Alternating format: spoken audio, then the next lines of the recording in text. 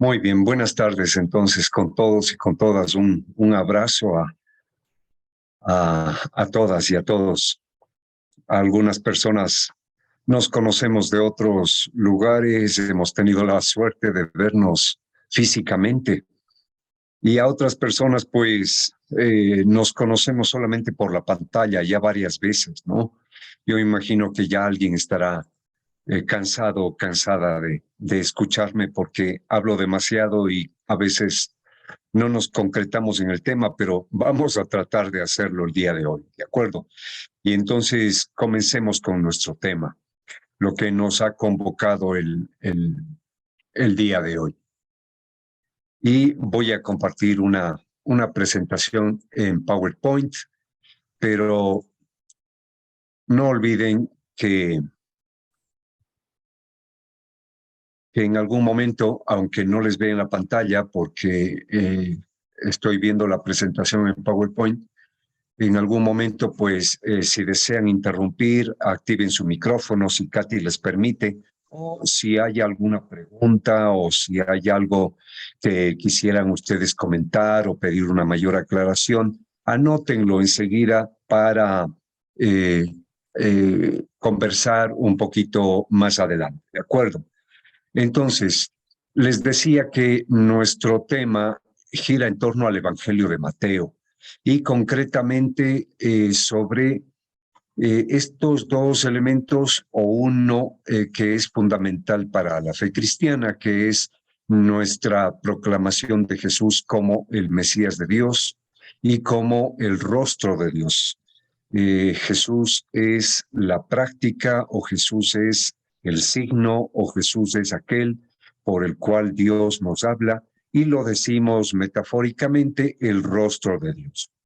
Bien, pero siempre cuando hacemos estos estudios o cuando tratamos de acercarnos a los textos bíblicos con una cierta seriedad, con un cierto interés, tenemos que tener una precaución. No está por demás, siempre es conveniente que no perdamos de vista el que todos los libros bíblicos, tal como están escritos, no cayeron del cielo como están escritos, sino que son el producto de un largo proceso en medio de la historia, un largo proceso de escritura, de redacción, de edición, pero principalmente son textos que los escribieron seres humanos para otros seres humanos, para unos destinatarios concretos que estaban viviendo en un lugar, en un tiempo, en una cultura,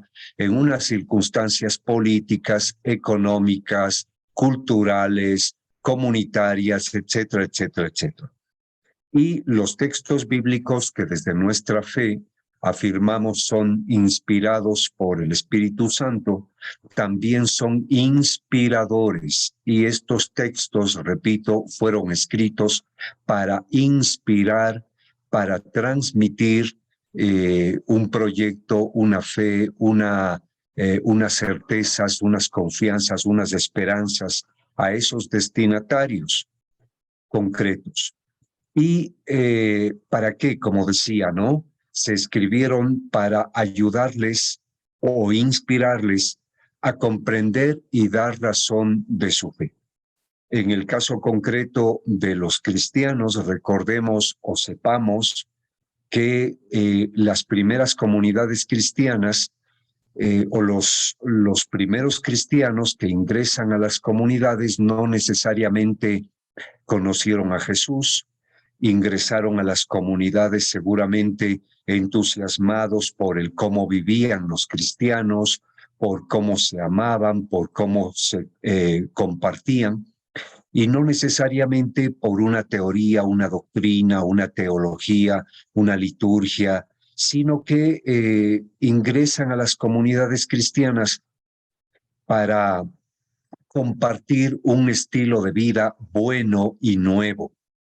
Pero llegará un momento en que al interior de las comunidades cristianas necesiten comprender la historia de Jesús, comprenderle a Jesús y también necesitarán de alguna forma esos textos. Y también en las primeras comunidades cristianas, pues no hay que confiar que los que iban ingresando lo tenían ya claro, todo, ¿no? No hay que creer inocentemente o ingenuamente que los primeros cristianos o los segundos cristianos tenían ya interiorizado el mensaje de Jesucristo. Ingresan a las comunidades a vivir todo un proceso de conversión, de transformación personal, de cambio de vida, de cambio de manera de ser hombres, mujeres, familia, negociantes o profesionales, etcétera. Necesitan ir configurando su vida personal a esa fe que intentan comprender. Y para eso también los autores bíblicos escribieron sus textos. Y también los autores humanos, literarios de los textos, en nuestro caso Mateo, con el Evangelio, intenta ayudar a esos destinatarios a que enfrenten problemas de todo tipo, problemas que les venían de fuera y de dentro de las comunidades, que les venían de su propio corazón o que les venía de su familia, problemas políticos o económicos, problemas con la sociedad y con la cultura, problemas con su realidad personal, etc. Entonces, resumiendo y recalcando la idea, los textos bíblicos se escribieron para unos destinatarios sin perder de vista esas circunstancias que estaban atravesando. Por lo tanto, cuando leemos un libro bíblico, siempre es de una gran ayuda tener presente estas circunstancias, estas situaciones de aquellos destinatarios, para también nosotros comprender la intención del autor. Siempre cuando leemos un libro estamos leyendo el pensamiento de alguien, y creo que la primera forma de respetar al texto es respetando la intención primera del autor. Y tenemos que comprender esto también para, de alguna forma, leer correctamente el texto y no de una manera caprichosa o haciéndole decir al texto lo que el autor no quería decir, poniendo ideas o intenciones en el texto que son más nuestras que las del autor.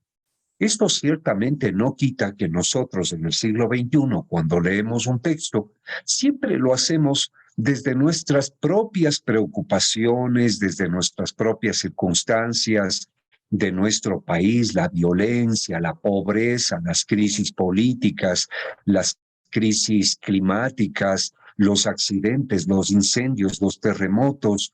Siempre leemos desde nuestras propias vivencias, pero por lo menos tenemos que hacer un acto de honradez, y este sería el de no hacerle decir al texto lo que su primer autor no quería decir, no manipular el texto.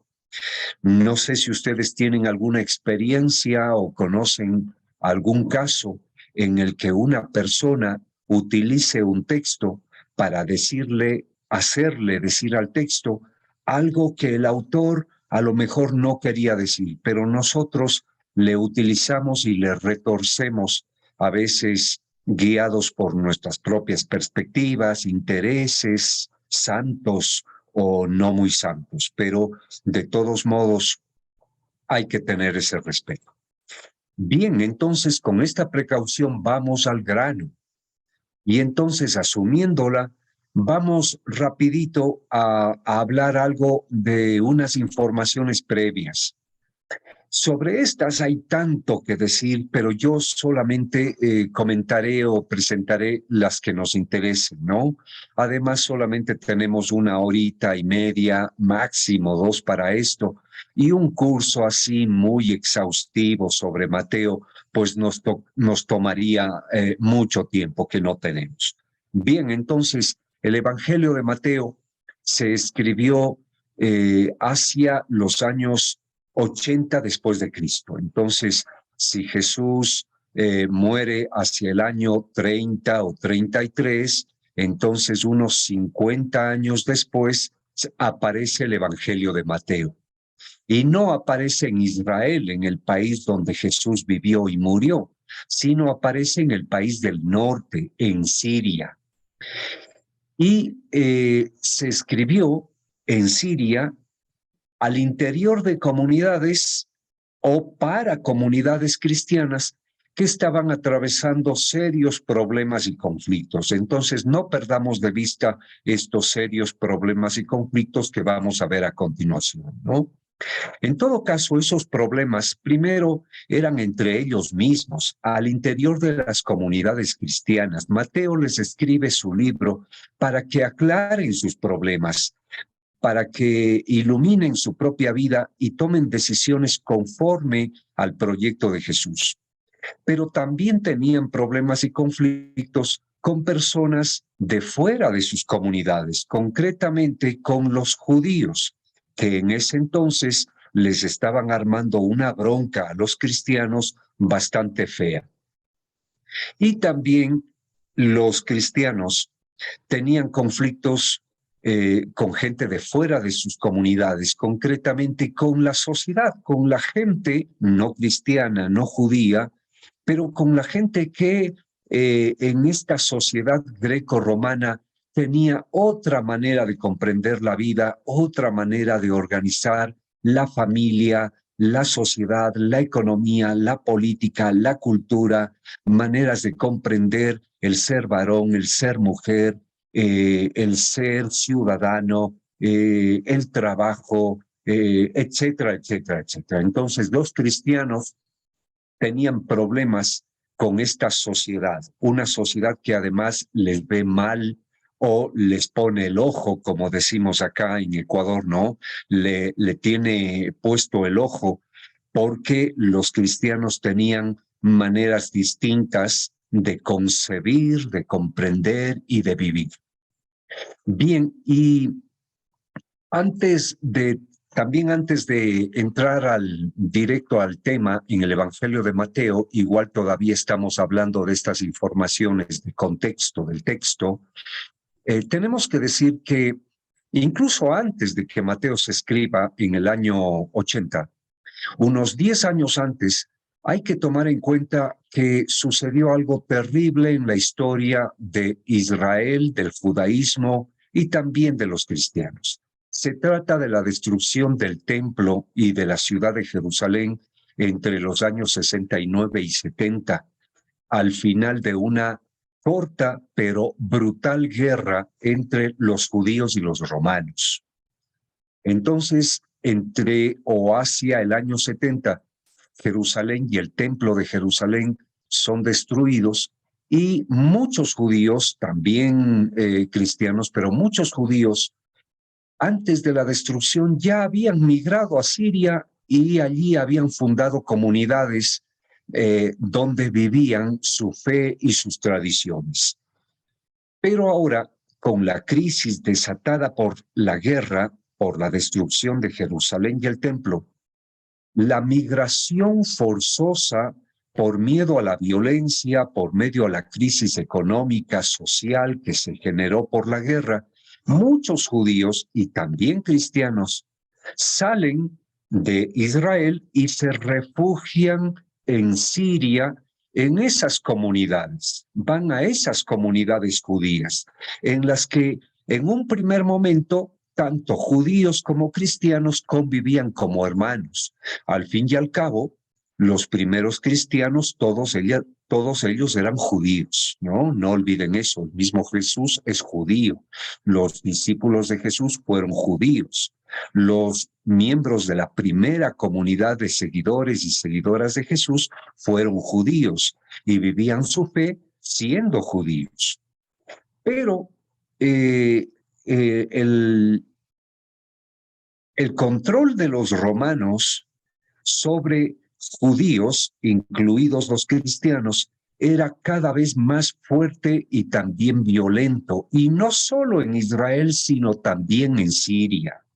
En Siria, que es un país muy importante para el Imperio Romano, el imperio, las autoridades, la sociedad romana, tenía mucho cuidado con los judíos, incluyendo a los cristianos, porque les consideraban revoltosos, les consideraban revolucionarios, sediciosos, o les consideraban personas peligrosas porque tenían formas de pensar y formas de vivir que atentaban al imperio romano y a su cultura.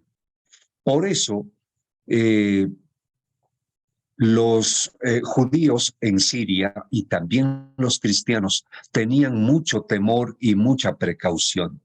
Incluso los romanos comenzaron poco a poco a sacar a los judíos de Israel, del territorio de Israel, y llegará un momento incluso en que los judíos vivirán como gitanos, por decirlo así, vivirán desperdigados, vivirán dispersos en el Imperio Romano sin territorio. Y en esas circunstancias, pues, lucharon para mantenerse sobreviviendo como pueblo y cultura, como religión, etc.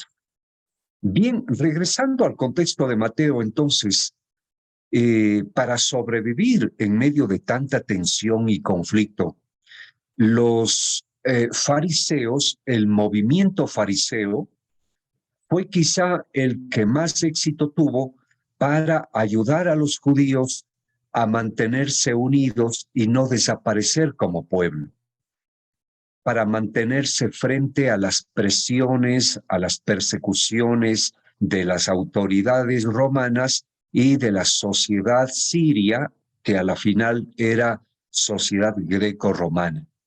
Los judíos entonces llegaron a las comunidades de Siria y lograron mantenerles a los judíos unidos, ayudaron a revitalizar y fortalecer su fe, su lengua, sus costumbres, sus tradiciones, pero desde su propia perspectiva. Entonces se dio un proceso de fariseización del judaísmo. El judaísmo que sobrevivió a la guerra se volcó sobre el fariseísmo, se fariseizó. Y quizá podríamos decir que hasta el día de hoy el judaísmo, por lo menos en lo religioso, el judaísmo que queda, pues evolucionó a partir del movimiento fariseo. Pero los fariseos ya desde antes tenían una bronca con los seguidores de Jesús. Ya desde antes los fariseos tenían recelos con los cristianos por varias razones, que luego las vamos a ver. Ahora, esas tensiones, esos recelos se profundizan en Siria.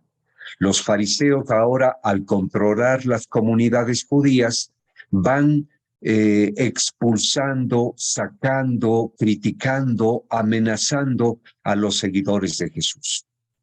Los cristianos finalmente van a tener que salir por su propia voluntad o serán expulsados de las comunidades judías que ya son enteramente fariseas o que se han fariseizado. Así entonces, en el desamparo, los cristianos tienen que comenzar desde cero, tienen que aprender a vivir como cristianos, tienen que aprender a organizarse, tienen que pensar en qué tipo de comunidad quieren ser, tienen que pensar cómo van a ser sus organizaciones internas, tienen que pensar en si van a tener liturgia, si van a tener sacerdotes, pastores, si van a tener unos uniformes, si van a tener unas normas, unas reglas, en fin, tienen que pensar en el modelo o en el tipo de comunidad que Jesús hubiera querido o que Jesús quería. Y no va a ser fácil, No va a ser fácil, porque así somos los seres humanos y los cristianos también, ¿no? Porque tenemos diversas ideas, perspectivas, ideologías, porque a veces, aunque nos amamos mucho, queremos hacer valer nuestra propia opinión o nuestra propia idea de lo que Jesús quiso o de lo que Jesús hizo. Esto no es raro incluso el día de hoy. Miren, nosotros los cristianos católicos o los cristianos de tal o cual iglesia o confesión cristiana, al interior de nuestras propias comunidades parroquiales o asambleas, no siempre pensamos lo mismo. No siempre opinamos sobre cómo se debe actuar frente a la economía, la política, la cultura, o no siempre estamos de acuerdo sobre cómo tienen que ser nuestras celebraciones, o a veces entramos en conflicto porque alguien no cumple una norma o porque creemos que es fundamental la liturgia o porque otros creen que es fundamental más bien ser obedientes y sumisos a nuestros pastores, porque otros creen que es fundamental más bien el estudio, otros creen que es fundamental más bien el canto, en fin, o sea, no estamos de acuerdo aunque somos una misma comunidad y aunque nos amamos y aunque confesamos la misma fe, en la vida real somos una maravilla, ¿no? Somos un misterio de conflicto. Bueno, y eso sucedió también en las comunidades de Mateo. No había un acuerdo sobre en qué consiste ser la comunidad de seguidores de Jesús. Entonces, y esto no es una propuesta muy caprichosa mía, ¿no? Yo propongo en nuestro encuentro de hoy reflexionar sobre Mateo, pero poniéndole atención a un tema central, la comunidad, que nosotros le llamamos iglesia, la comunidad. Y no es caprichoso.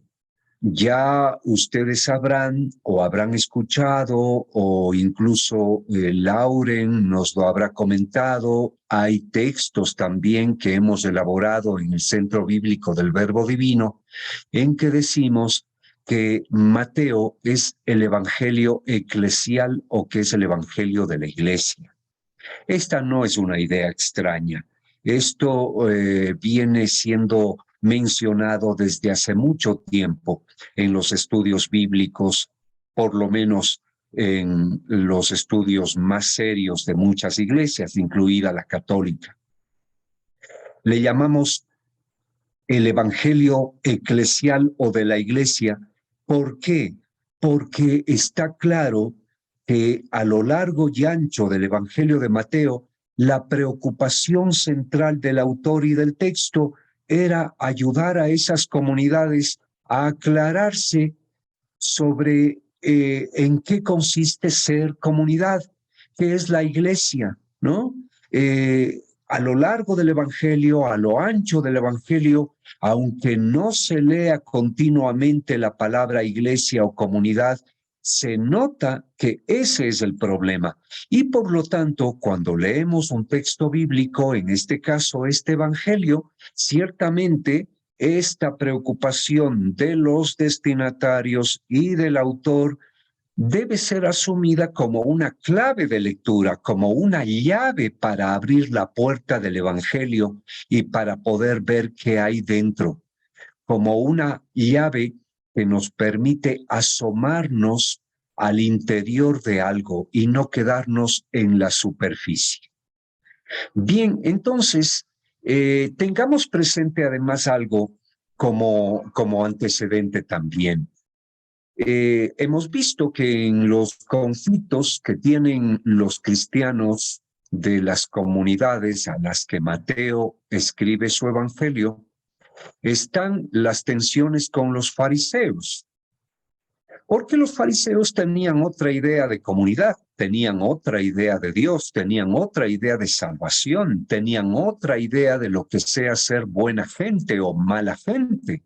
tenían otra idea de cómo debemos organizarnos o de cómo debemos enfrentarnos a este mundo terrible. Y alguien a lo mejor pueda decir, pero ¿quiénes eran los fariseos? ¿Y qué pensaban? ¿Y por qué esa bronca? ¿Y por qué ese conflicto? ¿Y por qué esas tensiones? Pues yo aquí les presento unas pinceladas rapiditas.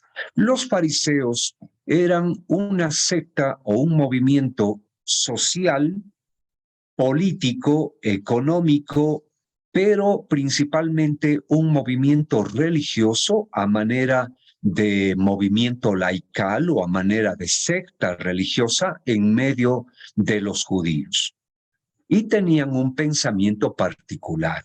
Los fariseos creían, afirmaban y defendían que Dios, que nos ama mucho, nos ofrece solamente un camino para mantenernos en comunión con Él.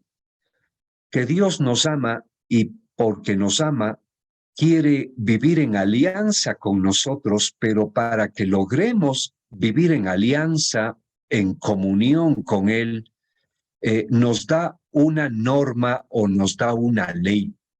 Y no me refiero, y los fariseos tampoco se referían, solamente a los 10 mandamientos. Vamos a ver un poquito más adelante qué es concretamente esto de la ley de Moisés o la Torá.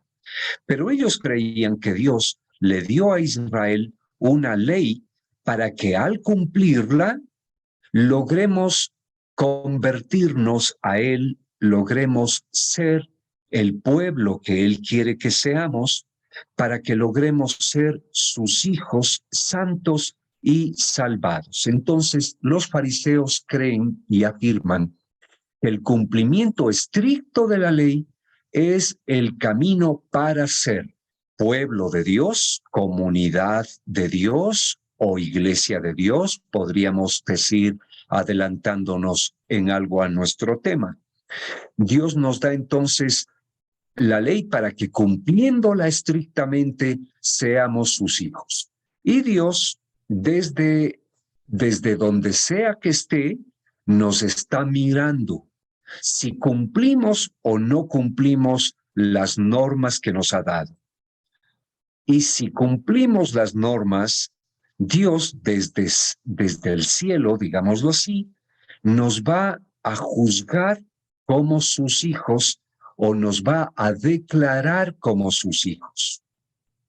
Entonces, antes de avanzar, por favor, quisiera que todos y todas tomen conciencia que detrás de esto está la idea o la imagen de un Dios que actúa con nosotros, sí, le diríamos Padre, pero que actúa como un Dios Padre juez, es decir, un Dios que se fija en lo que hacemos y si lo que hacemos es conforme a la ley o es contrario a la ley. Actúa como un juez. Le seguiremos llamando Padre, pero es un Padre juez, o podríamos decir que detrás de esta imagen de Dios juez se esconde un concepto de relación entre Dios y la persona de tipo jurídico o juridicista o legalista. Dios es Padre, pero su paternidad depende de si cumplo normas. Yo soy su hijo, pero mi ser hijo de Dios depende de si cumplo normas. Y si actúo conforme a la ley de este Dios Padre Juez, Él me bendice con prosperidad, descendencia, salud y larga vida. Esto no es un capricho de los fariseos, porque efectivamente en el Antiguo Testamento, cuando Dios llama a Abraham, ya le promete que será padre de una gran nación, que su descendencia será como las estrellas del cielo y las arenas del desierto. Le promete que le dará una tierra que emana leche y miel y que va desde aquí hasta el horizonte, y que le dará una larga y saludable vida para ver a los hijos de sus hijos. Y todo con una condición: si hace lo que él, sin chistar, sin criticar, sin dudar. En el libro del Génesis, ya desde el capítulo 12, 13 hasta el 15, esta idea se repite. Si haces lo que yo te diga de una manera ciega, sin criticar y sin cuestionarme, te daré prosperidad, descendencia, salud y larga vida. Y esto mismo en el libro del Éxodo y en el libro del Deuteronomio vuelve a repetirse. Si cumples la ley que yo te daré, seré tu padre y tú serás mi hijo, seré tu Dios y tú serás mi pueblo, y en alianza y en comunión conmigo tendrás salud, prosperidad, descendencia, y tus hijos crecerán sanos, y tus murallas serán fuertes, y la enfermedad y la pobreza no podrán contra ti, etcétera, etcétera, etcétera, etcétera.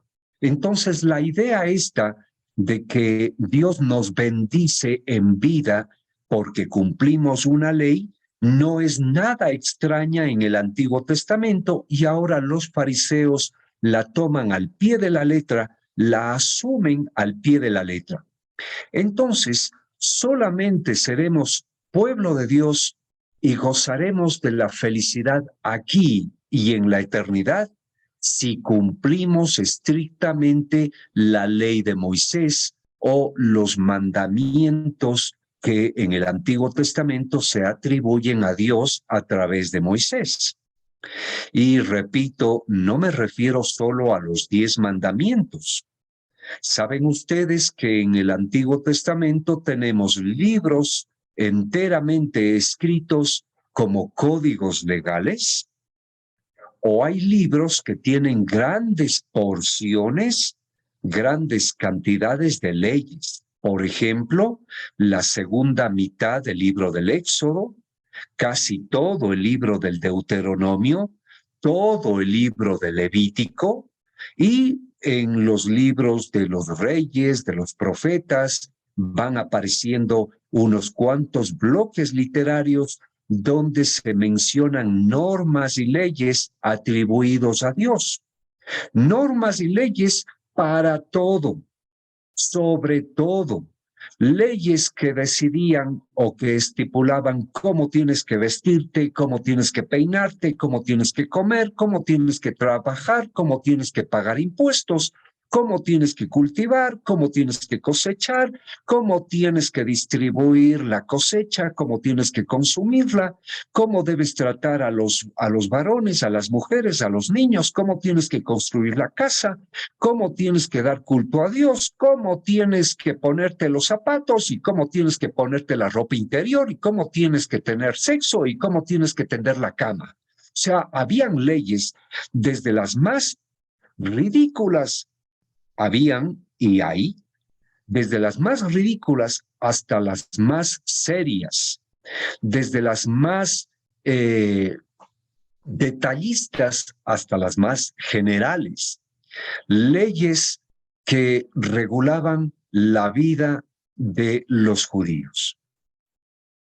Bien, y conforme a esta idea de la ley como único camino de prosperidad, de felicidad y de salvación, el fariseísmo también afirma, también pensaba que Dios nos envía un Mesías que sería, por tanto, un experto en la ley, un doctor y un maestro de la norma, una especie de juez, una especie de abogado, un jurisconsulto experto, y que además de ser un doctor y maestro, sería el modelo de judío fiel cumplidor de la ley, que en este Mesías veríamos exactamente el cómo cumplir las normas.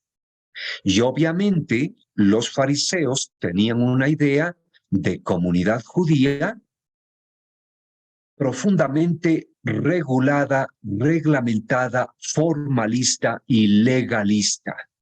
Una comunidad a manera, perdón, no quiero ofender a militares o al ejército, ¿no? Pero una especie de comunidad a manera de sociedad militar, donde todos tienen que obedecer, donde todos tienen una ley que regula su vida y la hora de levantarse y la hora de acostarse, una especie de sociedad militarizada donde cada quien tiene una responsabilidad y donde cada quien sabe lo que tiene que hacer y donde cada quien sabe cuál es el castigo si no cumple esto, donde hay una cadena de mandos de unos superiores y unos inferiores, una comunidad entonces de fuertes responsabilidades, ¿no? De fuertes imposiciones normativas, formales, legalistas, etcétera. Entonces, una comunidad así, pues es la farisea, o podríamos decir que cuando hablamos de comunidades tipo fariseas, nos estamos refiriendo a esto, a la comunidad obsesionada por el uniforme, la hora, las palabras, la doctrina, una comunidad obsesionada por la obediencia, la regla, el código penal, el código civil, el código litúrgico, etcétera, etcétera, etcétera. Aunque estas eran las comunidades de los fariseos del siglo I, yo me pregunto si nosotros los cristianos, en algún momento de nuestra historia, no hemos caído también en la tentación de copiar ese modelo de comunidad. Pues sí, yo creo que ese era el miedo de Mateo o ese era el conflicto de los cristianos de la comunidad de Mateo, el de copiar, el de copiar sin ningún criterio, sin ninguna reflexión, este modelo de comunidad que no era definitivamente el que Jesús tenía. Bien, aquí, antes de avanzar, quisiera hacer un pequeño paréntesis para aclararnos entre nosotros qué significa la palabra de origen hebreo Mesías. Mesías, tal como la pronunciamos nosotros, por lo menos, ¿no? En hebreo no se pronunciaba así, tampoco se escribía así, pero no importa, nosotros leemos en la escritura y utilizamos en nuestro vocabulario actualmente la palabra Mesías. Significa consagrado o también escogido. Pero los judíos desde hace 1000 años antes de Jesús, desde hace 1000 años antes de Jesús, afirmaban que Dios escoge y consagra a un individuo para enviarle en su nombre a su pueblo, para que sea su portavoz.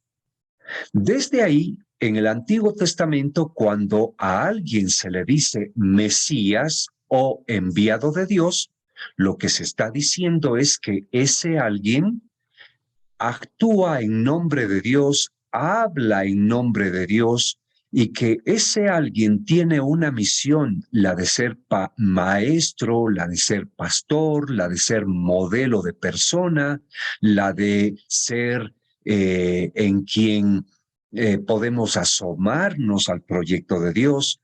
Mesías entonces es un término muy amplio, es un término muy bonito e interesante, ¿no? Es un término que se refiere a un hombre que habla palabras de Dios, que realiza acciones de Dios, un hombre igual a nosotros, pero que a diferencia de nosotros es el que nos acerca a Dios, y por eso al Mesías también se le suele decir hijo del hombre o hijo de Dios, pastor, maestro, rey, profeta, etcétera, etcétera, etcétera. En el Antiguo Testamento la palabra Mesías primero comenzó a utilizarse para hablar de los reyes, también para hablar de los profetas, también para hablar de los sabios, también para hablar quizá de ciudadanos o de hombres insignes que realizaron alguna acción fundamental en la vida de Israel y que se habla de ellos como hombres que hicieron lo que hicieron en nombre de Dios. Bien, entonces, esto así muy rapidito para comprender el término Mesías. Lo podemos encontrar en todo el Antiguo Testamento, en los libros del Pentateuco, en los libros de los profetas, en los libros históricos, en los libros sapienciales, en las novelas didácticas, etcétera, etcétera, etcétera. Muy bien, ahora continuemos con lo nuestro y ahora sí vamos a nuestro tema. No sé qué tiempo ha pasado, nos hemos o me he tragado 45 minutos y todavía no hemos entrado al tema central, pero yo creo que en lo que hemos visto ya hay cosas que seguramente están provocando preguntas, palabras de parte de ustedes. No sé si Katy o alguien que administra la sesión nos permite quizá escuchar una preguntita, un comentario, o no sé, o lo dejamos para el final. Bueno, el chat sí lo tienen habilitado por cualquier preguntita, y si tienen alguna ahora la pueden hacer. Así toma un poquito de agüita Jaime también. Sí. Los que no tenemos mucha afición a la tecnología, alcen la manito que yo aquí les estoy mirando. Pero no, al parecer. Pero no, entonces continuamos, ¿no? Henry D. levanta la mano. Hola, sí. Henry. Un momento. Buenas tardes. Ya le escuchamos. Buenas tardes, Henry. Desde Colombia. La pregunta mía es la siguiente. Pues Jesús dijo que, o sea, la ley no se hizo para el hombre, sino el hombre para... O sea, el hombre no se hizo para la ley, sino la ley para el hombre, ¿cierto? Con referencia a lo que se está hablando digamos, de esa posición que tenían los fariseos frente al cumplimiento de la ley, sobre una posición pues militar, la comparaba a usted. Es una postura personal que me viene a mí, es que frente a lo que he leído en los evangelios, y pues Jesús nos manda, de hecho él dice, yo no vine a derogar la ley, yo vine a cumplirla y en su máxima expresión. Y cuando el joven rico le pregunta qué puede hacer para alcanzar pues, el reino de los cielos, él le dice que está escrito, para cumplir los mandamientos. ¿Sí? Entonces yo digo que esa parte no se ha desligado. Ese Dios que tenemos de orden, de cumplirle con lo que Él nos manda también, o sea, no se puede desligar del todo, porque pues, pienso yo que a raíz de eso es que estamos viendo lo que se ve hoy en día, que el hombre quiere llevar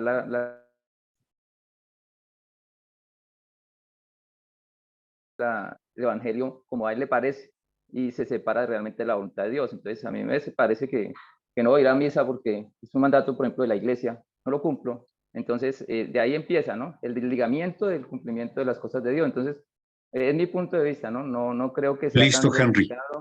Entonces, estamos totalmente de acuerdo, ¿no? La ley se hizo para el hombre y no el hombre para la ley. Esta es una afirmación que la podemos encontrar en paralelos en Marcos, Mateo y Lucas.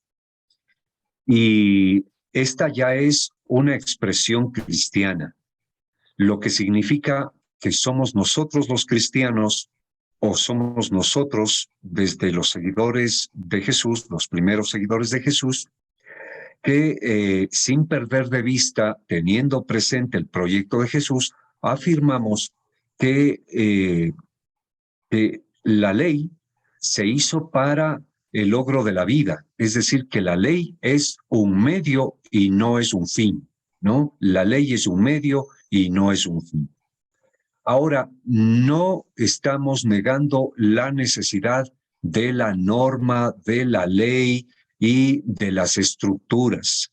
Los cristianos, a lo largo de nuestra historia, y esto también lo vemos en nuestros textos, concretamente en Mateo es particular, nos hemos dado cuenta de que necesitamos normas, necesitamos leyes, necesitamos estructuras, necesitamos reglamentos, necesitamos de alguna forma poner por escrito lo que creemos que es lo que debemos hacer o lo que Jesús nos pide, etc.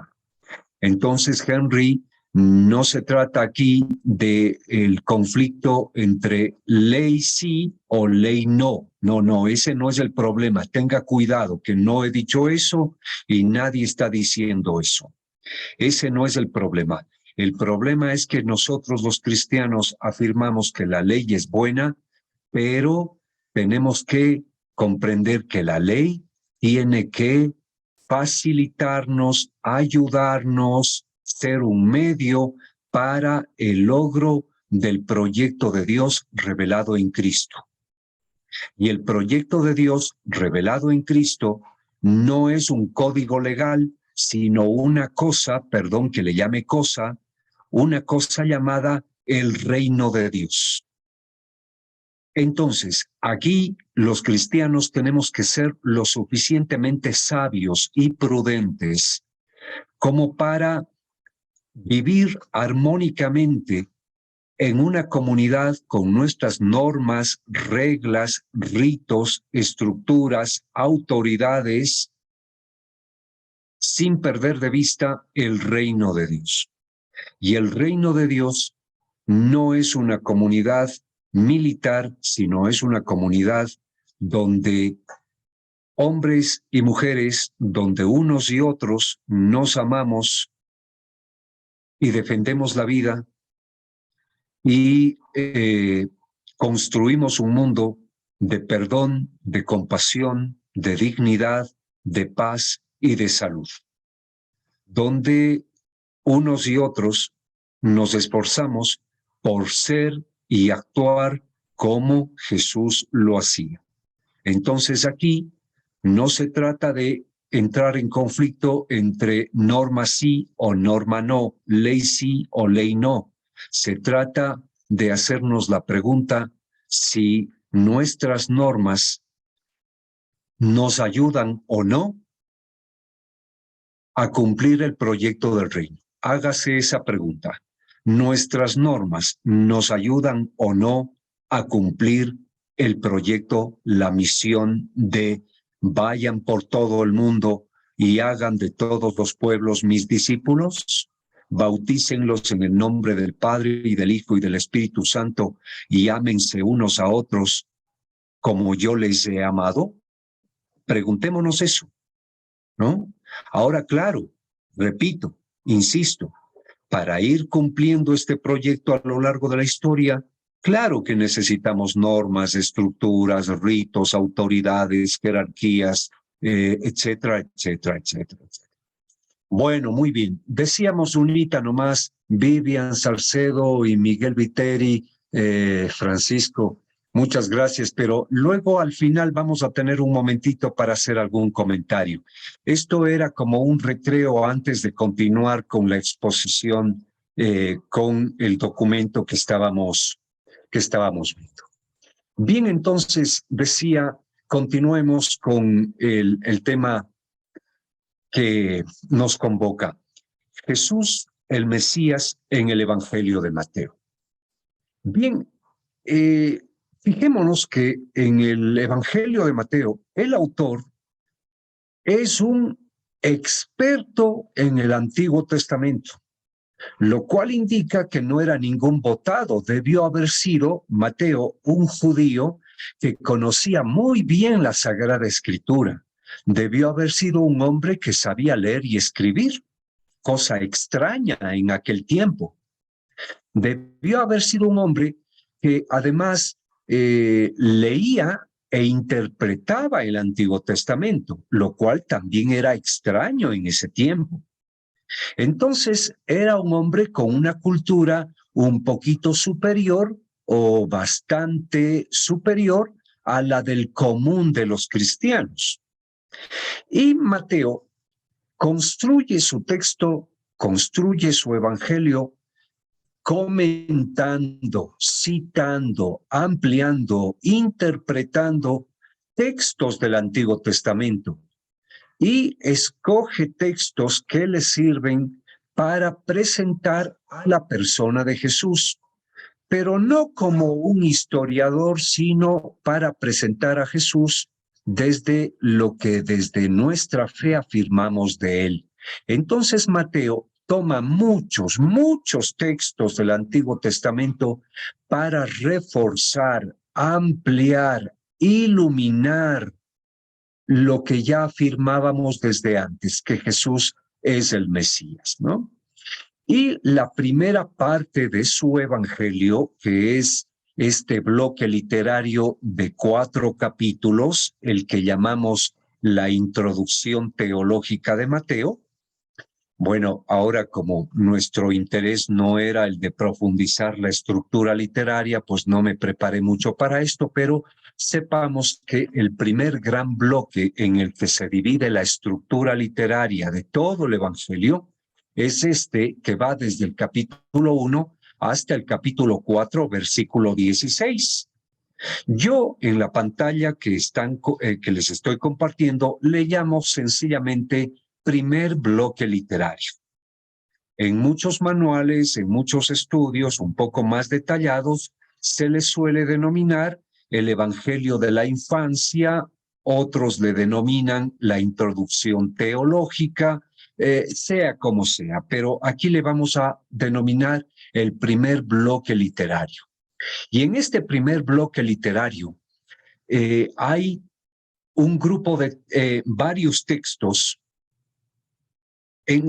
con los que Mateo, refiriéndose a algo del Antiguo Testamento, va a ir haciendo grandes afirmaciones de Jesús. Por ejemplo, fíjense que en los primeros 17 versículos del capítulo 1 se nos presenta una genealogía donde finalmente se emparenta a Jesús con David y con Abraham.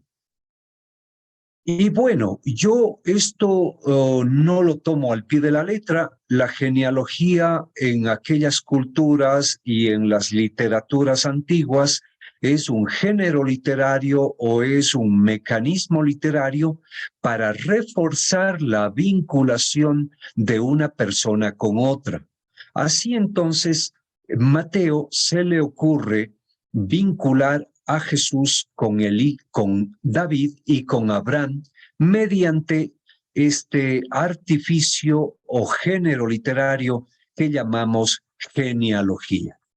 A continuación viene el relato de Jesús, hijo de David. Es el relato del anuncio del nacimiento de Jesús. Y con este relato, en el que, a diferencia de otros evangelios, como por ejemplo Lucas y Juan, en este relato se le da como mucha importancia a José de la tribu de David, afirmando que Jesús finalmente es de la tribu de David a través de José. Y en el texto es mucho más interesante que hacer notar que el autor dice que con esto se cumplió lo que el profeta Isaías ya afirmó o ya escribió unos 500 o 600 años antes, que la doncella embarazada dará a luz a un hijo a quien pondrá por nombre el Emmanuel, Dios con nosotros, príncipe de la justicia, de la paz, etcétera, etcétera, etcétera. La profecía del profeta Isaías en el capítulo 7 y en el capítulo 9 se cumple ahora en Jesús. Eso textualmente en Mateo 1 hasta Mateo 2, 12. Luego viene el relato de un relato muy lindo que siempre lo recordamos, lo leemos, lo meditamos, especialmente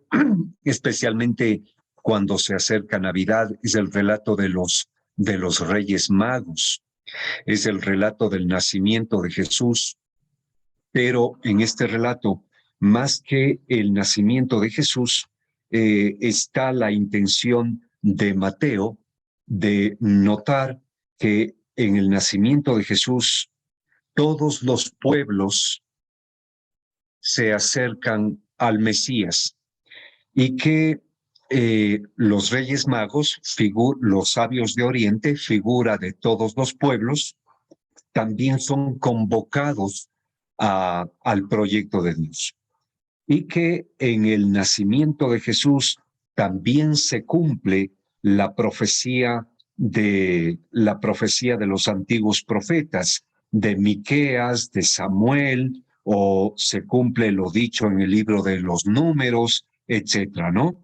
En que el Mesías nacería de Belén, Belén de Judá, de donde saldrá un jefe, recordando a David. Pero también en este relatito viene el relato de la huida a Egipto, como Moisés, que fue perseguido por el faraón y sobrevivió. Igualmente ahora el Mesías, el nuevo Moisés, huye del nuevo faraón, que es Herodes, y lo hace huyendo a Egipto y luego regresará. Finalmente, ya acercándonos a los últimos textos de este primer bloque literario, nos encontramos con el capítulo 3, en el que se narra la historia de Juan el Bautista, presentando al Bautista como un nuevo Elías. Miren que en el segundo libro de los Reyes se relata, se muestra a Elías como un hombre que vivía austeramente, que se vestía de una forma peculiar y que comía y que actuaba de una forma peculiar. Y ahora Juan el Bautista es presentado también así. Los judíos esperaban a Elías como el precursor de el Mesías. Esperaban que Elías regresara y que el regreso de Elías fuera el signo claro de que el Mesías está por llegar. Y ahora el Evangelio de Mateo nos presenta a Juan el Bautista como el nuevo Elías, el precursor de Jesús, o aquel que anuncia su llegada, dando así también cumplimiento a las profecías de Isaías en el capítulo 40. Bien, y también en el capítulo 3,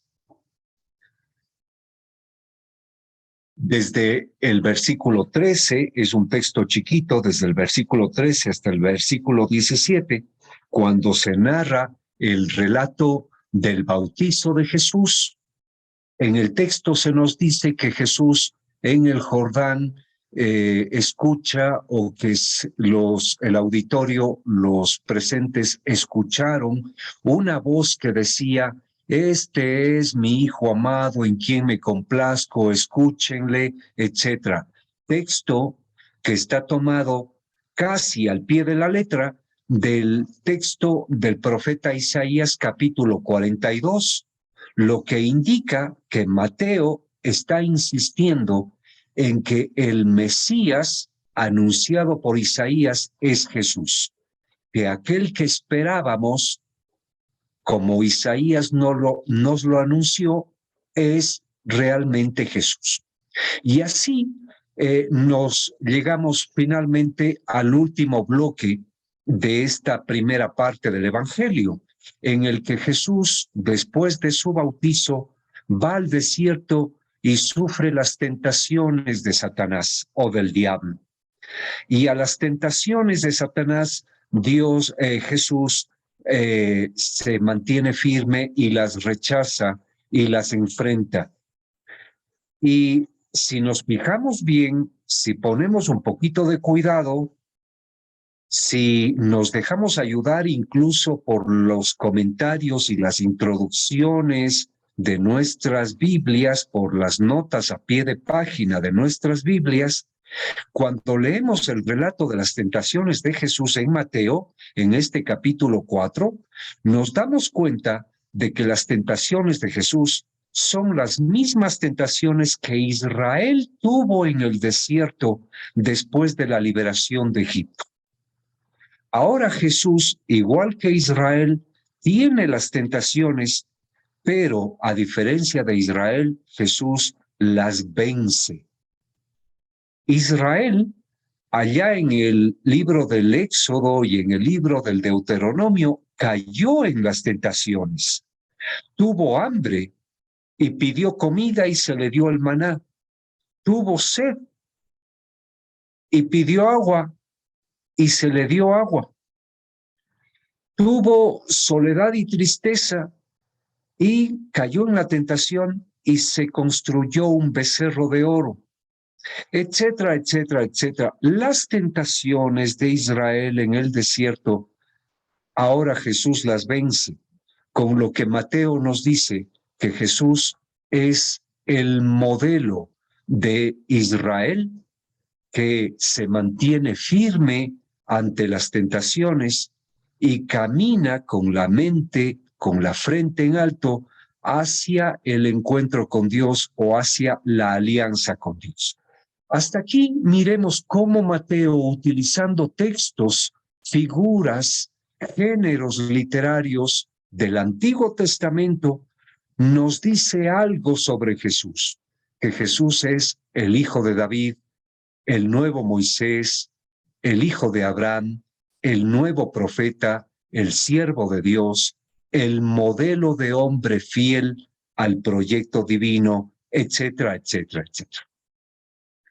En fin, entonces, en Jesús se ha cumplido lo que desde siempre o desde hace mucho tiempo esperábamos, ¿no? Desde estos últimos versículos en el capítulo 14, desde el 12 al 16, que de Galilea viene el Mesías. Muy bien, y aquí tenemos entonces una primera parte en la gran estructura literaria de Mateo. Aquí tenemos pues textos de forma genial y hermosos con los que Mateo nos dice algo. Jesús es aquel que Israel esperaba, aquel que a lo largo de la historia de Israel Dios anunció, ahora este es Jesús de Nazaret. Luego tenemos un segundo gran bloque literario del Evangelio de Mateo. Es el más grande, obviamente, es el cuerpo del Evangelio. Es la parte que va desde el capítulo 4, versículo 17, hasta el capítulo 25, versículo 46. Es entonces el grueso del Evangelio. Es el bloque más largo del Evangelio.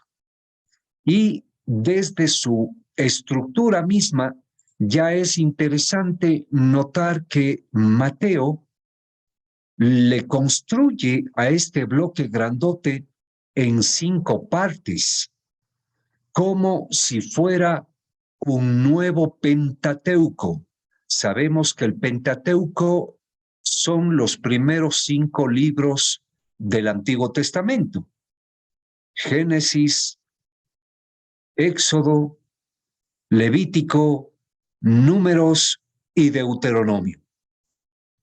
Al Pentateuco, como le llamamos nosotros los cristianos en nuestras Biblias, los judíos le llamaban la Torá.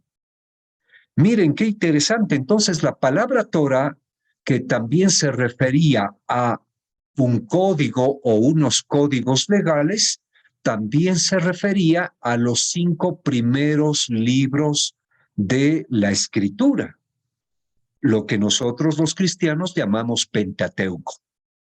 En estos 5 primeros libros de la Escritura judía o cristiana, que a la final es la misma, se nos narra una historia de la comunión, de la relación de Dios con Israel, desde Adán hasta la entrada a la tierra prometida después de los años en el desierto, desde Génesis hasta Deuteronomio, se nos narra una historia de la relación de Israel con Dios y una historia en la que el centro neurálgico, el centro dramático de esa historia es la alianza en el Sinaí, la entrega de la ley de Dios a Israel por medio de Moisés. Ese relato central del Pentateuco lo encontramos en el libro del Éxodo a partir del capítulo 20, o lo encontramos en el libro del Deuteronomio a partir del capítulo 5 y 6. Pero para regresar a lo nuestro, los judíos le llamaban Torá al Pentateuco, como le llamamos nosotros.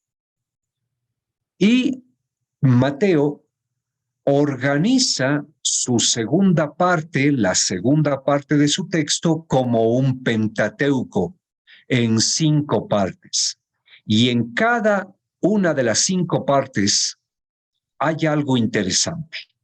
Antes de ver con un poquito de detalle estas 5 partes, fijémonos que la sola intención, la sola manera de organizar este gran bloque literario como un nuevo Pentateuco, ya nos indica que para Mateo, Jesús es el nuevo Moisés.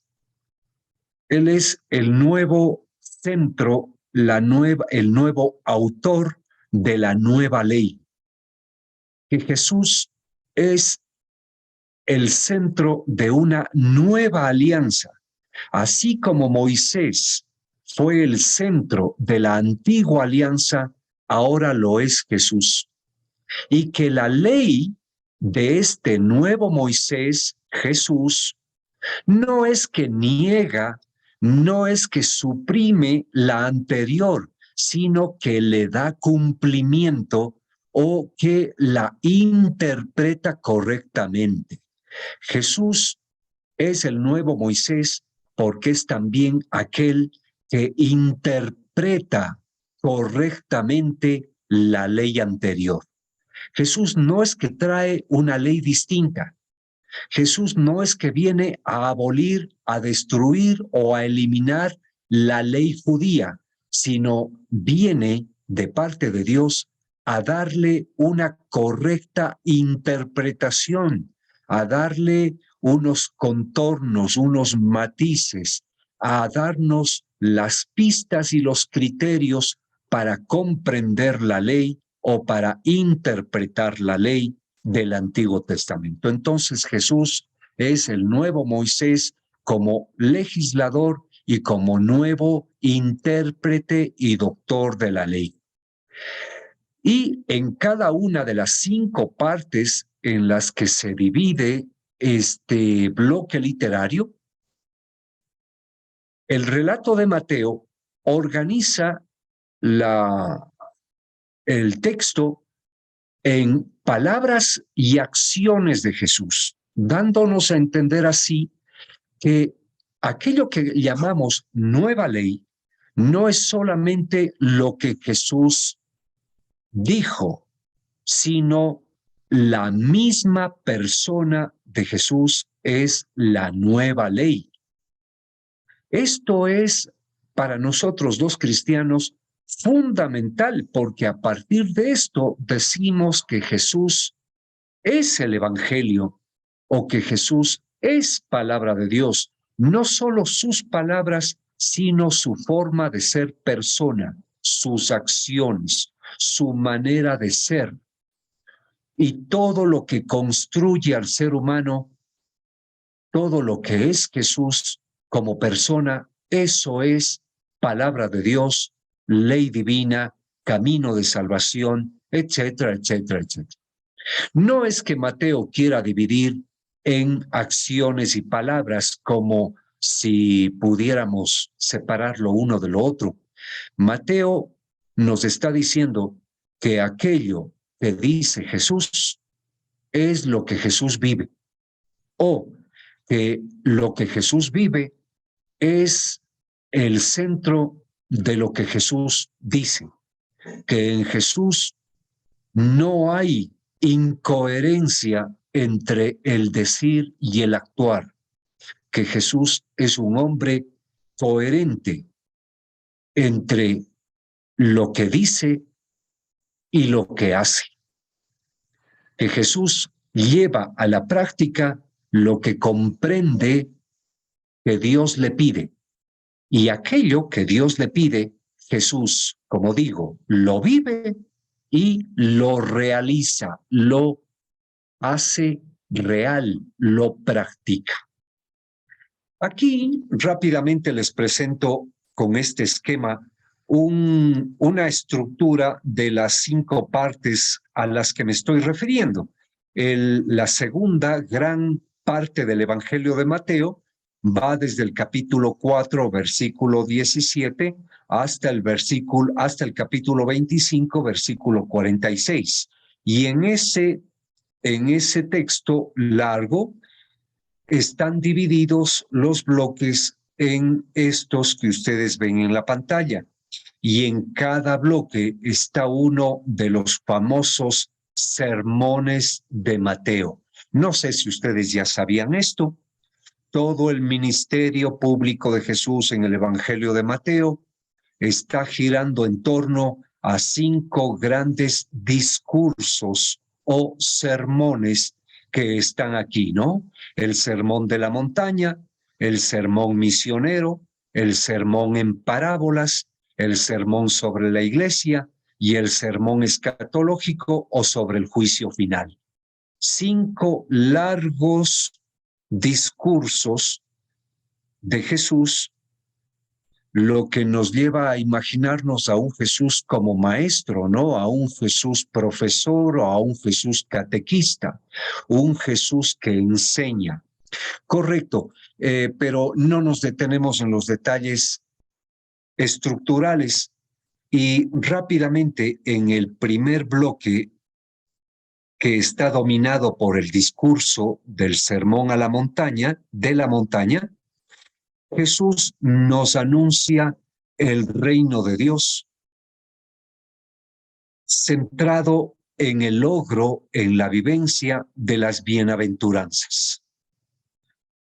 Y en el Sermón del Monte, Jesús mismo se presenta como el modelo de persona que asume las bienaventuranzas o como el modelo de persona para la cual el reino de Dios se abre.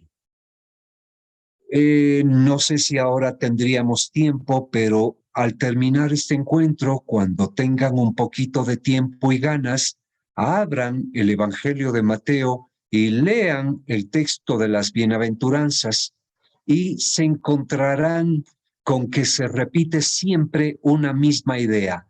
Bienaventurados aquellos, porque de ellos es el reino, porque para ellos es el reino, porque ellos heredarán el reino, porque el reino es para ellos, etcétera, etcétera, etcétera, porque en el reino serán consolados, porque en el reino reirán, porque en el reino se les hará justicia. Es decir, el reino y el reino está como en el centro de las bienaventuranzas, lo que indica que Jesús es el camino para el reino, que Jesús es el modelo de persona del reino. Ahora, claro, tendríamos que plantearnos un tiempito para pensar bien a qué nos referimos hoy y ayer con el término el reino de Dios.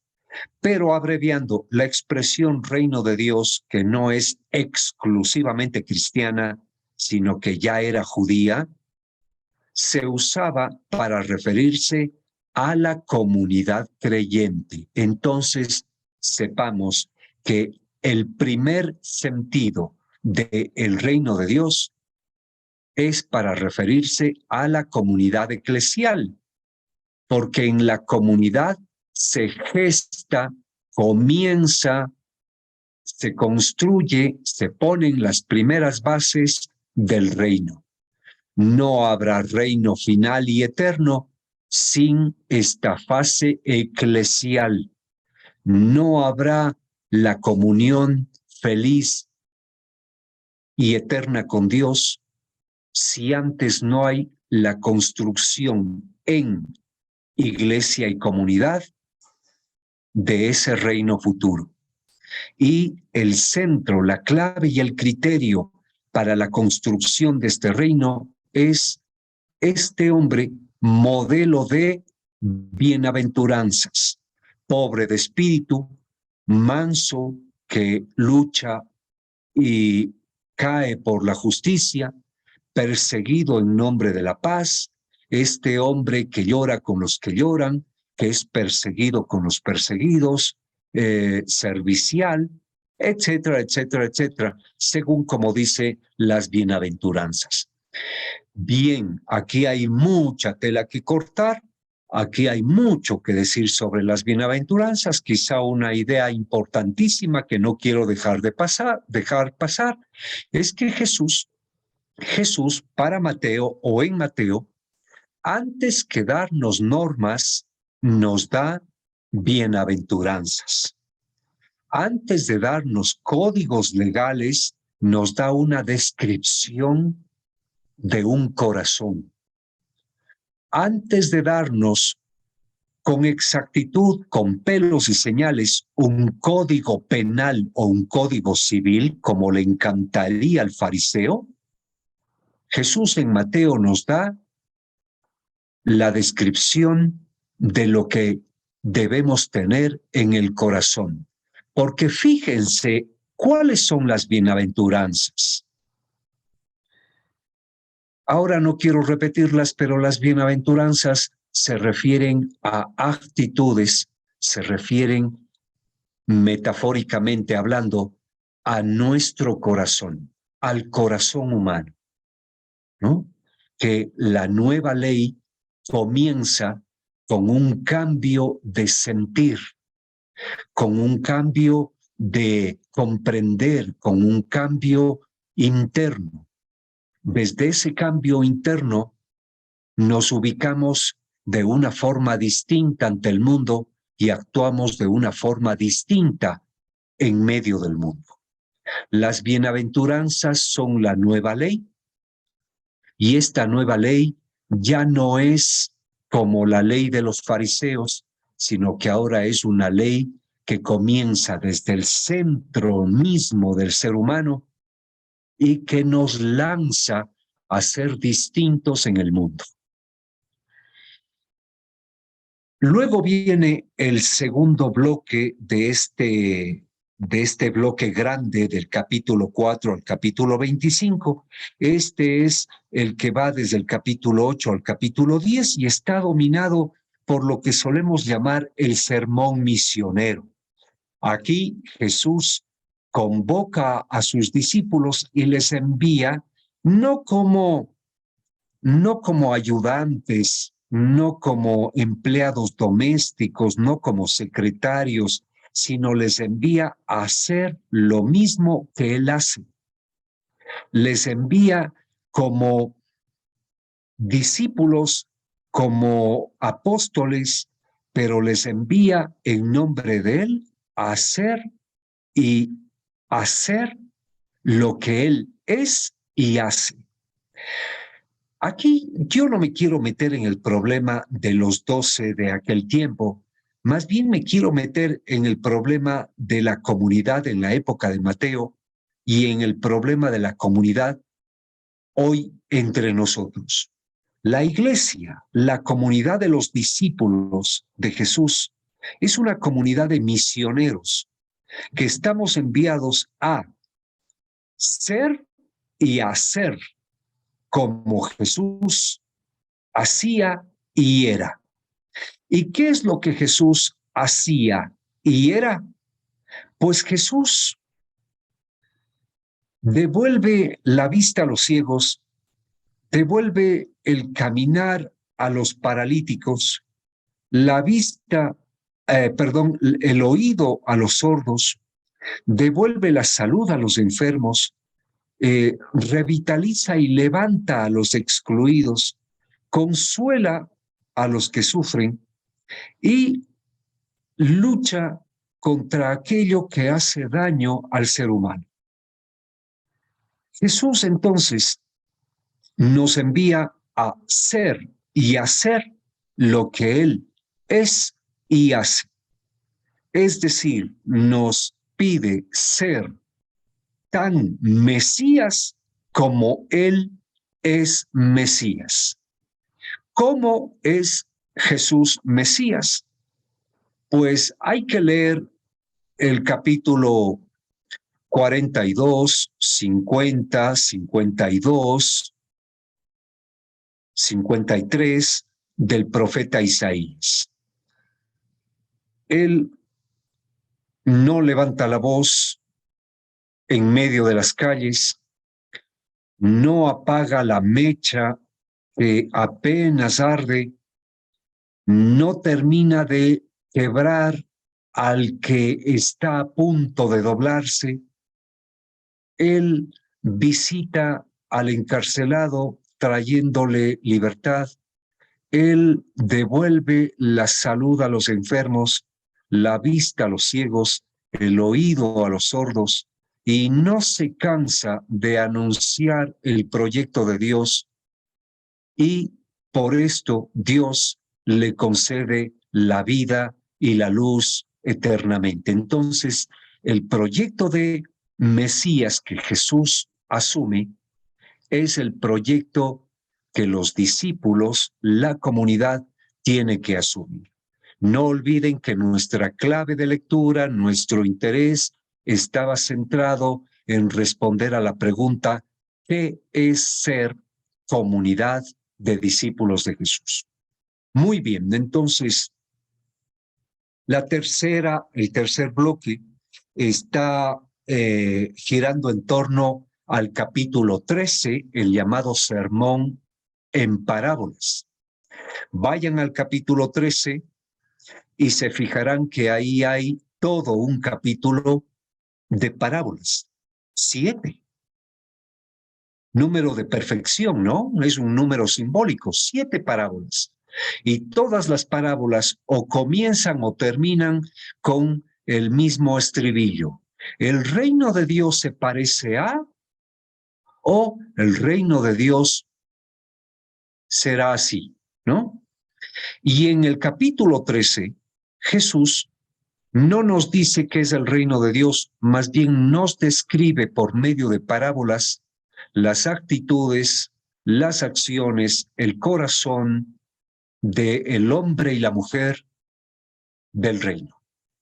Entonces el reino se parece a, y nos cuenta la parábola del sembrador, del trigo y la cizaña, del tesoro perdido en el campo, de la moneda encontrada, de la perla y de el tesoro, etcétera, etcétera, etcétera. Entonces ahí tenemos 7 parábolas sobre el reino de Dios, pero en realidad son parábolas que nos dicen cómo tiene que ser el corazón, la mente, la vista, el oído, en definitiva, esta vida misma del hombre y de la mujer del reino. Y además lo hace siempre dándole un puazo al fariseo, ¿no? El fariseo es el que no entiende, el fariseo es el que no ve, el fariseo es el que teniendo ojos no ve, teniendo oídos no entiende, teniendo mente es torpe. ¿Por qué? Porque está con una venda sobre los ojos, porque tiene una obsesión y no comprende realmente cuál es el sentido del proyecto del reino. Muy bien. La cuarta parte gira en torno, ahora sí, sobre la comunidad. En este capítulo 18 nos encontramos con textos importantísimos. Aquí encontraremos el texto de Pedro. Tú eres Pedro y sobre esta piedra edificaré mi iglesia. En este capítulo encontramos el texto en el que Jesús dice que tenemos que perdonar 70 veces 7. Y que si el hermano se equivoca, hay que llamarle la atención, hay que traer un testigo y volverle a llamar la atención, y si no cambia hay que llevarle a la comunidad, y si no cambia hay que expulsarle de la comunidad. En este capítulo encontramos recomendaciones a Pedro. En este capítulo, por cierto, domina la figura de Pedro, lo que indica que Mateo nos está diciendo, como dije ya hace un momento, que la comunidad cristiana tiene que organizarse, tiene que plantearse el tema de los ministros, los ministerios, la liturgia, las normas de comportamiento, la ley. Pero, Pedro, las normas, la ley, las reglas, todo tiene que estar centrado en la misericordia y el perdón. ¿De acuerdo? Entonces, la ley es importante, pero como camino para, como luz para, como fortaleza para el proyecto de comunidad de Jesús. La quinta parte gira en torno al juicio final. En el capítulo 25 especialmente, encontramos el relato del juicio final. El día del juicio, el juez se sentará a juzgar, a unos pondrá a la derecha y otros a la izquierda, a unos les dirá, vengan benditos, y a otros dirá, váyanse malditos. A unos, a los que les dice benditos hijos, vengan al reino preparado para ustedes, es porque me dieron de comer, me alimentaron, me visitaron, me consolaron. Y a los otros, a los que les llama malditos, ¿por qué? Porque no me dieron de comer, no me visitaron, no me curaron, no me enseñaron, etcétera, etcétera, etcétera. Aquí miren cómo Mateo, o Jesús en Mateo, cambia el criterio del ingreso al reino. Ya no es cumpliste o no cumpliste tal norma, tal rito, tal reglamento, fuiste o no fuiste obediente a lo prescrito por los doctores, por los levitas, etc. Ahora para Mateo y Jesús el criterio es ¿amaste o no amaste? Especialmente a los más pequeños. ¿Qué es lo que hiciste en vida para con el que sufre? Lo que hiciste o lo que dejaste de hacer, ese es el criterio de ingreso al reino y ese es el criterio de construcción de la comunidad. Lo que de alguna forma termina ya configurando el siguiente tema y último, que es el del rostro de Dios. En el Evangelio de Mateo, esto ustedes ya lo saben, yo mismo en otras ocasiones a propósito de otros temas lo he mencionado. En el Evangelio de Mateo y en los Evangelios en definitiva y en el Nuevo Testamento en definitiva, domina otra idea, imagen de Dios, la de un Dios Padre, Abba, misericordia, con el caído y con el que sufre, un Dios compasivo y solidario que defiende la vida, que alimenta, que perdona, que cura, que nos pide misericordia, que es justo con buenos y malos y que atiende a todos por igual, aunque seas varón o mujer, pobre o rico, sabio o ignorante, negro o blanco, bueno o malo, judío, griego, romano, ecuatoriano, colombiano, brasileño o de la punta del cuerno de el corazón de la Polinesia. O sea, no importa, porque este Dios nos ama y nos quiere porque así es Él. Es decir, es un Dios que ama porque le da la grandísima gana y no porque nosotros hagamos algo para arrancarle una bendición. No es porque nos premia o nos castiga, sino que es un Dios que nos ama y que se alegra con nuestras alegrías y que sufre con nuestros sufrimientos. Muy bien, y resulta que esa es la última diapositiva de este encuentro y se me fue otra vez la tarde y son ya las 18:35. Y ahora sí me callo.